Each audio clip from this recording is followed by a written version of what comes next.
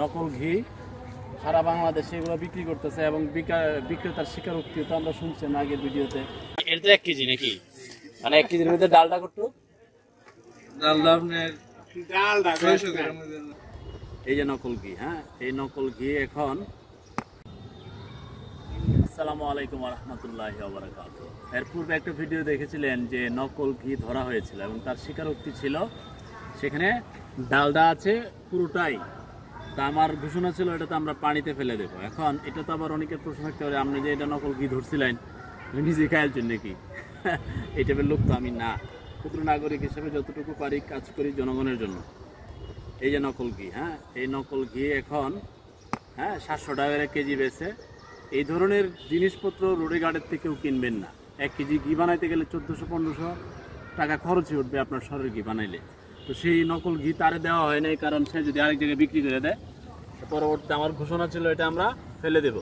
তো ঘি কেনার আগে 3000 কোটি বার ভাববেন, আমার বিনীত অনুরোধ রইল। হ্যাঁ তাহলে আমরা ঘিটা এখন উন্মুক্ত জায়গায় ফেলে দিই। হ্যাঁ এটা একটা প্রতিবাদ, ধরেন ওদের ভবিষ্যতে কেউ যেন, এখন আমি এটা পারতাম ধরেন এটা কাউকে একজন আমার প্রস্তাব দিচ্ছে কবা এই বাজেটে যে খেলা নিয়েছি আমি ঘর পড়া, হ্যাঁ তাহলে তো আমি আরেক বেজাইলের লোক। আরেকজনের প্রস্তাব দিচ্ছে কয়েক কাজ করেন কাউরে দিয়ে দেন, তাই আমি বললাম কীভাবে দিয়ে দিব, এটা তো ঘি না। তো আরেকজনের প্রস্তাব দিচ্ছে কাজ করেন এটা বিক্রি করিয়া এই টাকা গরিবরে দান করে দেন। তাই আমি কিছু যার কাছে বিক্রি করবেন তার কাছে কি বলে বিক্রি করবেন, কত কিছু তো মেন হল বেচতেছে। হ্যাঁ আচ্ছা আমরা এটা দিলাম, যদি জায়গাটা একটু প্রশ্ন রাখতে পারেন, এই বোতলটা ফেলাই দিচ্ছেন, কিন্তু এটা একটা প্রতিবাদ। এখানে আমাদের অপশনটা হচ্ছে এই ধরনের ঘি অদূর ভবিষ্যতে কেউ কিনবেন না। হ্যাঁ সতর্ক থাকবেন। এটা বলেন আজখান কলেজ কিশোরগঞ্জের বিখ্যাত নকল ঘি সারা বাংলাদেশে এগুলো বিক্রি করতেছে এবং বিক্রেতার স্বীকারোক্তিও তো আমরা শুনছেন আগের ভিডিওতে। একটু সাবধান থাকবেন।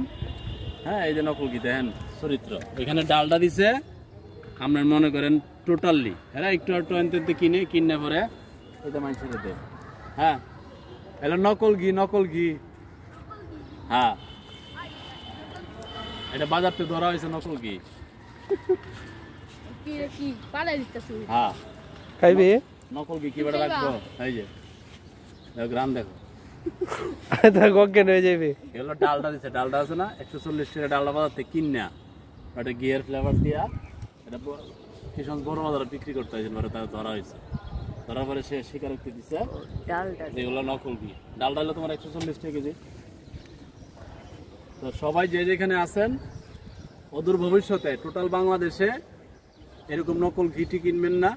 ঘি প্রয়োজন হলে বানাই খায়েন। হ্যাঁ আর কাকে বিশ্বাস করবেন? এই দেশে 20 নহল, বিশ্বাসটা করবেন কাকে? জান না পুলিশ নহল বের হয়, ভোক্তা অধিকারের ম্যাজিস্ট্রেট নহল, আপনি যাইবেন করি ভাই। এখন মাঝে মধ্যে নিজেরই মাঝে মধ্যে আমারই মনে হয় যে আমি নহল কিনা, মানে এটা একটা অস্থির বাংলাদেশের মধ্যে আছেন। এখানে নীতি নৈতিকতা সব হারাই ফেলছে, শুধু পয়সার জন্য সবাই অন্ধকার পথে ছুটছে। কারণ সমাজ মনে করায় যে যার পয়সা আছে তার চেয়ার দাও, বড় বড় পদে বসে গেছে দেখবেন সে হয়তো স্কুলের বারান্দায় যায় নাই, এখন কোনো কারণে চুরিদারি করে বড় পদে বসে পড়ছে, তার পিছনে বড় বড় মেধাবী কর্মকর্তারা ঘুরে নির্লজ্জ বেহায়ার মতো। আরে ভাই আমি তো একজন মানুষ, আমার তো একটা মেরুদণ্ড আছে, তো মেরুদণ্ডটা আমার সোজা থাকবে না? মেরুদণ্ড বাঁকা হয়ে যাবে, নানান জায়গায় আপনার ধরলে পড়ে গেলে।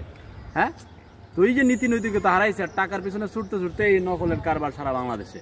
এখন এরকম নকল যখন যেটা ধরতে পারি তার কঠিনতমভাবে শিক্ষা বলতে গেলে তার যেন সে যেন মানুষ হয় এবং তার নকল পণ্যটা রাইখা ধইরা ফেলে দেয়, কারণ এটা তার কাছে থাকলে সে আরেকজনের বিক্রি করবে। তো সবাই ভালো থাকবেন, আর কখনোই কোনো জিনিস কিনতে গেলে যাচাই বাছাই ছাড়া কিনবেন না। কারো চমৎকার মিষ্টি কথাই আপনি যদি ফুসলায় যান, আরে কিন্তু ভালো কথা বলে, 2 নম্বর লোক মিষ্টি কথাই বলে। আল্লাহ হাফেজ।